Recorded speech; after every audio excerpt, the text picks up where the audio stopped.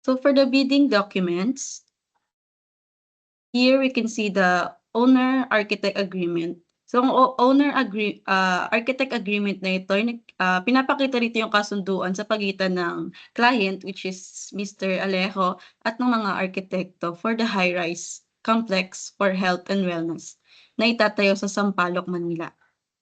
Nakadetail po dito ang mga services ng mga firm company from the site inspections, paggawa ng schematic at final design, hanggang sa paggawa ng mga construction documents at regular na pagbisita ng mga sa site habang ginagawa ang mga project.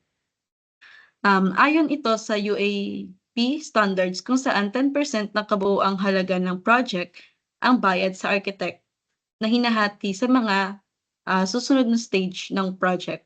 So nakasaad dito na sa pagmamay-ari ng architect ang lahat ng design documents. So this agreement also ensures that the architects provide a structured and accountable approach, which is crucial in guiding the design and execution of a complex development project, like health and wellness facility, where clarity, coordination, and professional oversights are essential for success. So the UAP document 401A, Standard Contract Owner Architect, shown in your image, is a formal agreement between an architect and a client for the provision of the architectural services. So, sa mga susunod na slide, makikita po natin yung mga clear explanation and summary of the key parts for this contract. So, the first one is the general scope of the architectural services. So the architect is contracted to provide professional services covering the entire design and construction documentation phases. So this includes the preliminary services, so the client meetings and building site inspections, schematic design based on the client needs. Final design development drawings includes perspective drawings, preparation of contract documents, architectural drawings and details, structural, electrical, sanitary, plumbing, mechanical. Next is specification and budgetary cost estimates. So the second one is the architect's fee. So based on the UAP document 202, 10% of the total project cost, fee adjustment are possible based on the final cost. So next is the manner of payment. So initial payment is 190,350 pesos as a retainer or minimum for basic services. Schematic design completion, 35% of the fee. Contract document submission, 50% of the fee or equivalent to 9% of the total. Construction visits remaining balance based on the construction cost, 1.3 times of allotted project time max. And partial payments allowed based on the project stage. So for the next is delayed payment. So 2% of the project interest for payment delayed over 30 days.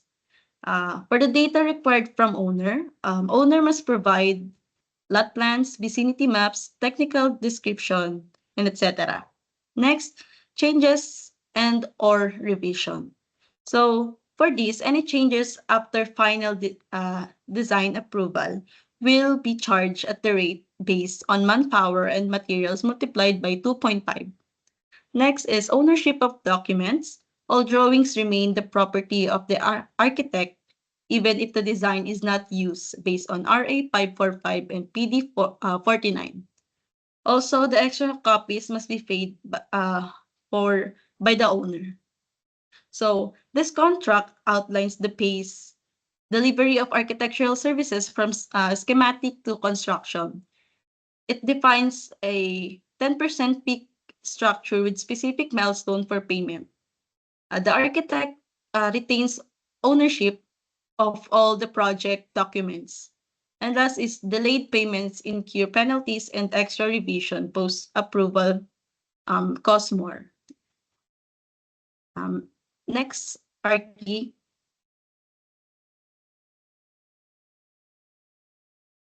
So for the part two of the design services agreement, I'd like to walk you through the contents of the design services agreement section by section, just to make sure everything is clear before we sign. For the first part is the Article 1, which is the scope of work. This section defines what services will be providing essentially, will be handling the site development, planning, and the complete design of the architectural and engineering aspects of of your project from initial concept up to detailed plans ready for construction. Um, As for the Article 2, the basic services for basic architects' basic services. Um, Here we break the process into four main phases: the schematic design phase, the design development phase, the contract document phase, and the construction phase. Um, During the schematic design phase, this is where we develop initial ideas based on your vision, site, conditions, and budget. For the design development phase, once you approve the concept, you'll create more detailed drawings and specifications. The contract document phase will you finalize all the technical parts needed to secure permits and start construction. And as for the construction phase, during construction, we'll help oversee the project to ensure the design is followed correctly. As for the Article 3, the architect's fee and payment terms, you'll see here that our professional fee is 10% of the construction cost, excluding VAT. This fee is broken into scheduled payments based on milestones, starting with a down payment and continuing as we complete each design phase. And we also outline specific amounts. Here, for your reference, you may also make progress payments if needed as long as it aligns with the agreed phase percentages. Next slide, please.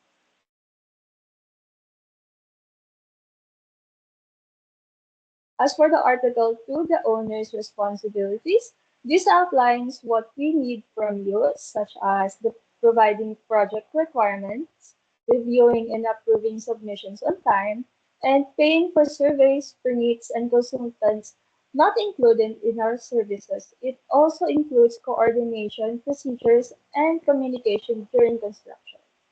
As for the Article 5, the project construction cost, this explains what's included in the total cost building building the project, the structure, systems, finishes, and more. This is important because our fee is based on the project construction cost and not on our drawings alone. As for the Article 6, the basic fee and basic rate, and next slide, please. Um, just to clarify, the 10% fee only covers the basic services. If you later require additional or specialized services like full-time site supervision or interior design, those will be billed separately. As for the Article 7, other expenses other expenses chargeable to the owner is if we need to travel beyond 50 kilometers, hire consultants, or accommodate late stage changes, the associated cost will be your responsibility. Government taxes like VAT were also added on top of our fee. As for the Article 8, the estimates, we will provide cost estimates, but please note that this won't be fixed. Labor and material prices can fluctuate. We aim to keep things as accurate as possible, but there are market variables beyond our control. And for the Article 9, the design and placement of signage. To maintain the aesthetic quality of the project, we require that all signage during and after construction be approved by us specifically on the facade or exterior. Next slide, please. As for the Article 10, the ownership of documents, all drawings, models, and specifications we produce are intellectual property. You may not reuse or reproduce them elsewhere without our written permission. And for the Article 11, the successors and assigns, this ensures both parties and their legal representatives are bound to the terms of agreement. Neither of us can transfer this agreement without the other's written consent. And for the last article, the arbitration, in case of any dispute, we agree to resolve through arbitration, which is quicker and more private alternative to litigation and in accordance with the Philippine law. And that is the overall structure of our agreement. We want to ensure everything is transparent and that be a, we will build a strong professional partnership with clear expectations. And thank you. Next slide, please. And thank you for the opportunity to present Unoya. So why choose the project? Because Unoya isn't just another high-rise. It's a wellness-centered development designed for today's urban lifestyle. Right at the heart of the university belt, it's built for people who want more than just a place to live. They want balance, comfort, and healthier environment. It's a response for a growing demand for spaces that prioritize well-being, and that makes it not just visionary but a smart investment.